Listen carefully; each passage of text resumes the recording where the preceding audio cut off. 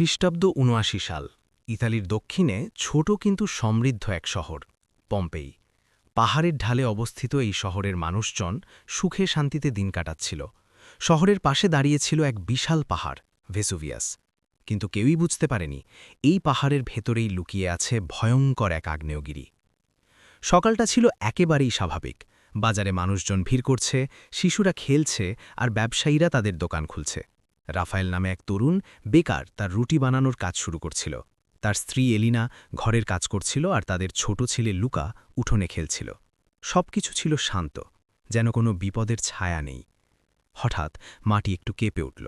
এমন ছোটখাটো ভূমিকম্প পম্পেই শহরের নতুন কিছু ছিল না, তাই কেউ খুব একটা গুরুত্ব দিল না। কিন্তু দুপুরের দিকে আকাশের রং বদলাতে শুরু করল। ভেসুভিয়াস পাহাড়ের চূড়া থেকে কালো ধোঁয়া আর ছাই উঠতে লাগল। প্রথমে মানুষজন কৌতূহলী হয়ে তাকাল। কেউ কেউ বলল, হয়তো পাহাড়ে আগুন লেগেছে। কিন্তু কয়েক মিনিটের মধ্যেই পরিস্থিতি ভয়ঙ্কর হয়ে উঠল। আকাশ যেন অন্ধকার হয়ে গেল, সূর্যের আলো ঢেকে গেল ঘন ছাইয়ের মেঘে। বজ্রপাতের মতো শব্দ হতে লাগল, আর পাহাড় থেকে বিশাল বিস্ফোরণ শোনা গেল। আগ্নেয়গিরি জেগে উঠেছে, কিন্তু তখন অনেক দেরি হয়ে গেছে। রাফায়েল তার দোকান থেকে বের হয়ে আকাশের দিকে তাকাল। তার চোখে ভয় ফুটে উঠল। সে দৌড়ে বাড়িতে গিয়ে চিৎকার করে বলল, এলিনা, আমাদের এখান থেকে এখনই বের হতে হবে। এলিনা দ্রুত লুকাকে কোলে তুলে নিল আর তারা শহর ছেড়ে পালানোর চেষ্টা করল। কিন্তু শহরের রাস্তাগুলো ইতিমধ্যেই ভরে গেছে আতঙ্কিত মানুষের ভিড়ে। কেউ দৌড়াচ্ছে, কেউ কাঁদছে, কেউ আবার নিজের প্রিয় জিনিসগুলো নিয়ে পালাতে চাইছে।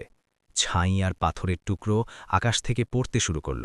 মানুষজন মাথা ঢেকে রাখার চেষ্টা করছে, কিন্তু তাতেও কাজ হচ্ছে না।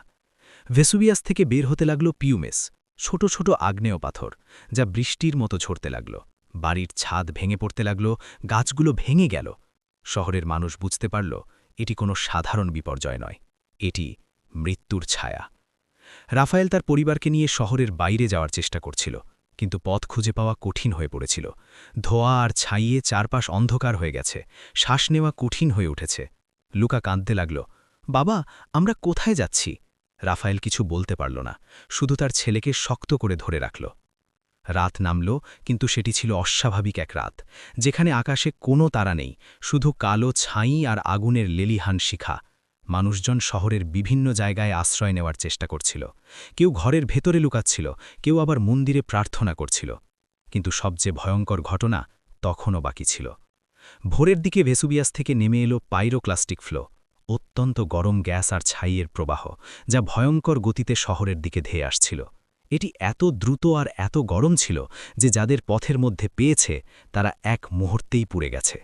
রাফায়েল তখন তার পরিবারকে নিয়ে একটি গলির মধ্যে দাঁড়িয়েছিল। হঠাৎ সে দূরে আগুনের মতো কিছু এগিয়ে আসতে দেখল। সে বুঝতে পারল এটি থেকে পালানোর কোনো উপায় নেই। সে এলিনা আর লুকাকে জড়িয়ে ধরল। তাদের চোখে ছিল ভয়, কিন্তু সেই সঙ্গে ছিল এক অদ্ভুত শান্তি। শেষ মুহূর্তে তারা একসাথে আছে। কয়েক সেকেন্ডের মধ্যেই সব কিছু শেষ হয়ে গেল। পম্পেই শহরটি ছাইয়ের নিচে চাপা পড়ে গেল। একসময় প্রাণবন্ত শহর পরিণত হল নীরব জমাট বাঁধা স্মৃতিতে। মানুষ, বাড়ি, রাস্তা সবকিছু সময়ের মধ্যে স্থির হয়ে গেল, যেন কেউ হঠাৎ করে একটি জীবন্ত ছবিকে থামিয়ে দিয়েছে। বহু বছর পরে ১৭৪৮ সালে মানুষ আবার এই শহরটি আবিষ্কার করে। খননের সময় তারা দেখতে পায় মানুষের দেহগুলো ঠিক সেই অবস্থায় রয়েছে যেভাবে তারা মারা গিয়েছিল। কেউ দৌড়াচ্ছিল, কেউ প্রার্থনা করছিল, কেউ আবার প্রিয়জনকে জড়িয়ে ধরেছিল। এই দৃশ্যগুলো দেখে মনে হয় যেন সেই ভয়ঙ্কর দিনটি এখনও থেমে আছে। পম্পেইয়ের ধ্বংসাবশেষ আজও আমাদের সেই ঘটনার কথা মনে করিয়ে দেয়। এটি শুধু একটি প্রাকৃতিক দুর্যোগের গল্প নয়, এটি মানুষের অসহায়ত্ব, ভালোবাসা আর শেষ মুহূর্তের সাহসের গল্প। রাফায়েল, এলিনা আর লুকার মতো হাজারো মানুষ সেই দিনে প্রাণ হারিয়েছিল, কিন্তু তাদের গল্প মুছে যায়নি। তাদের জমাট বাঁধা স্মৃতি আজও ইতিহাসের পাতায় বেঁচে আছে। এই ঘটনা আমাদের শেখায় প্রকৃতির শক্তি কতটা ভয়ঙ্কর হতে পারে, আর জীবন কতটা অনিশ্চিত। আমরা যতই পরিকল্পনা করি না কেন, এক মুহূর্তেই সবকিছু বদলে যেতে পারে। তাই প্রতিটি মুহূর্তকে মূল্য দেওয়া, প্রিয়জনদের ভালোবাসা, এগুলোই জীবনের সবচেয়ে বড় সত্য।